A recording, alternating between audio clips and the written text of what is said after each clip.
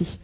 Merci madame. Et effectivement, c'est pas une cure d'austérité. Je pense que pour reprendre l'expression un peu, enfin pas très élégante de monsieur Adjrout, ce serait plutôt une purge que vous nous proposeriez malheureusement, parce qu'encore une fois, enfin, soit vous avez menti en fait aux habitants en leur proposant votre programme, puisque derrière en fait, je ne sais pas comment, mais c'est la question madame en fait, parce que concrètement en fait, compte tenu du contexte, nous on arrive à faire 53 millions d'euros d'investissement sans augmenter les impôts et en continuant de désendetter. La réalité, encore une fois, elle se situe là.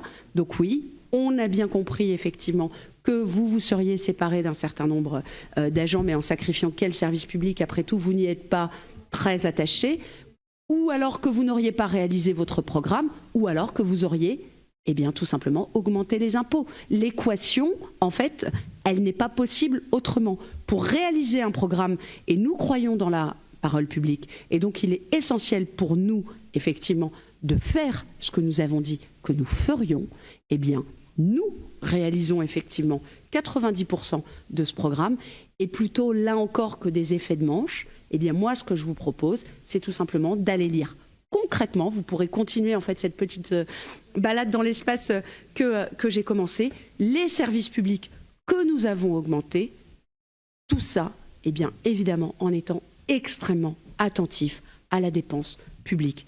Vous auriez été élu, soit vous auriez augmenté les impôts, soit vous seriez comment dire, vous auriez dégradé le service public, soit vous n'auriez pas réalisé votre programme. C'est ce que je vous dis. L'équation, elle n'est pas possible autrement. Voilà. Nous réalisons notre programme sans augmenter les impôts et en nous désendettant. Voilà. La réalité, elle est de ce côté-là.